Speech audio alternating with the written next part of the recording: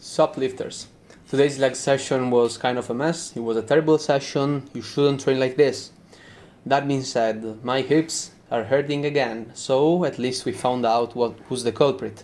And the culprit is the sumo deadlift.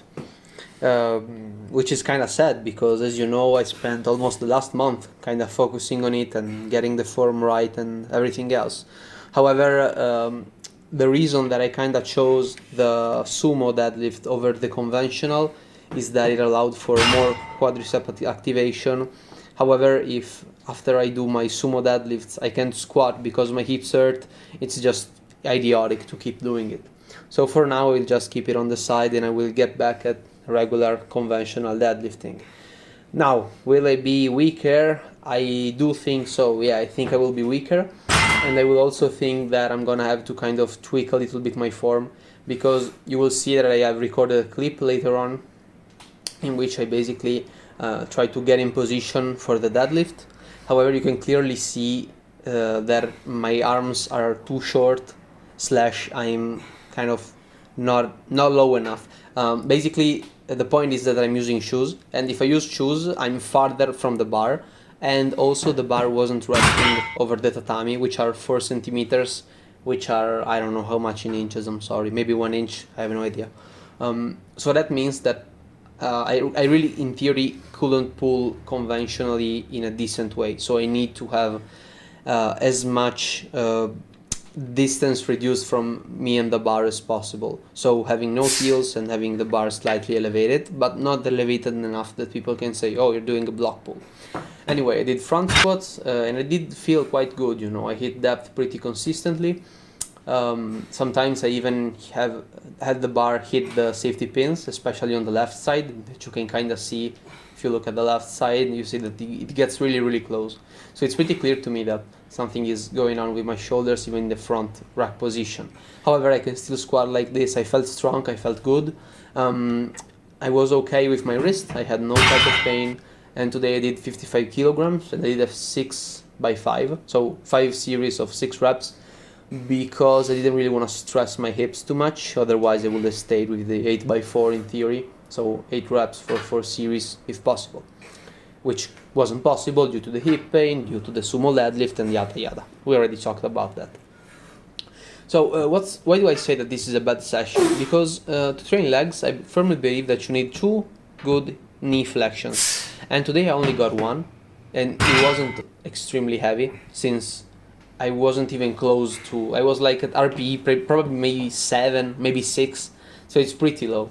And while I do believe that you should stimulate and not annihilate the muscle in order to grow, this is very suboptimal, because as I said, our first knee flexion wasn't even remotely good enough.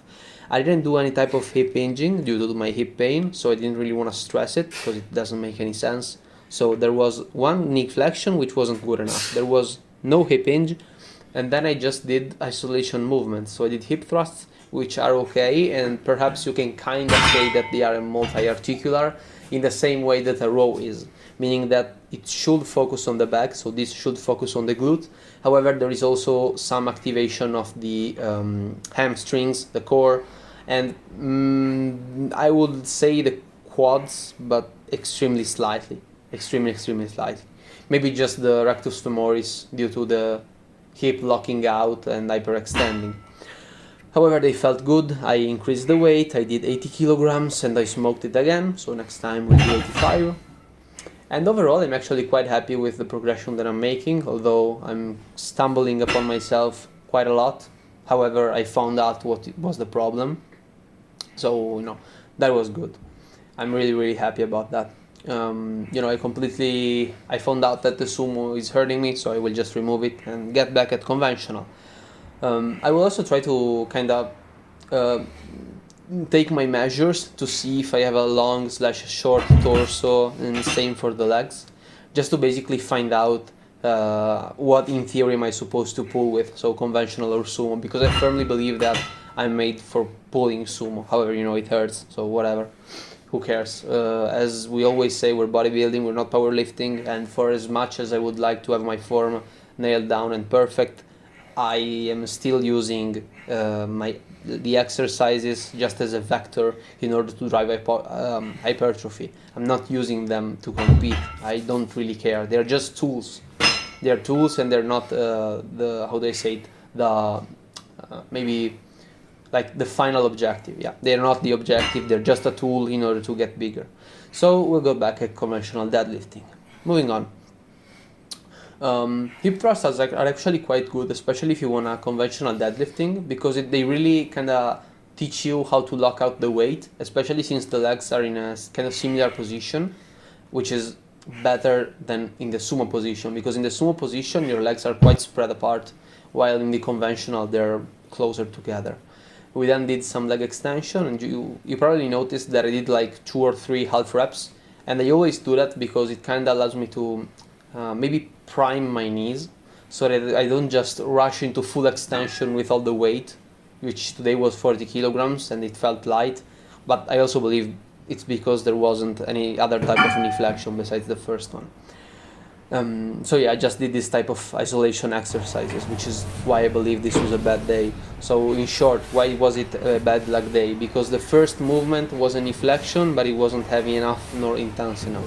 There was no hip hinge, there was no second knee flexion, and all the isolation exercises were okay. However, they are like the maybe 20% of the workout, you know. I already talked about that, which is basically that the main knee flexion and the second hip hinge are like 70% of the whole workout, and everything else is the 30%. So you kind of understand that I kind of missed both of them.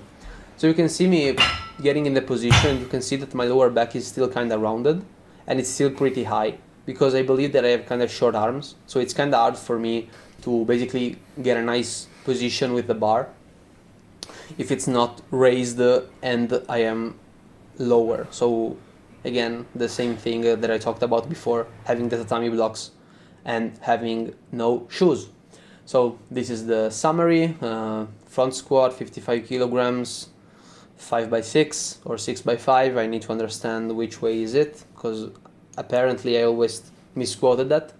We then have hip thrusts, which went amazingly well, leg extensions as well, as you can see. Now for the leg curls, you can see that I just did 20 for the first, but I felt like it was way too light. So I increased the weight by 2.5 kilograms, which isn't a lot. But you know, small progression over time is what matters. And I did 12, and then 11 plus 1. 11 plus 1 means 11 reps with my toes pointed and 1 rep with the toes basically brought towards myself. So having my feet in a hammered position, I think it's called. So yeah, this is it for today's video. Tomorrow we're gonna bench. Bench loves us. We're gonna love bench back, perhaps. See you guys tomorrow.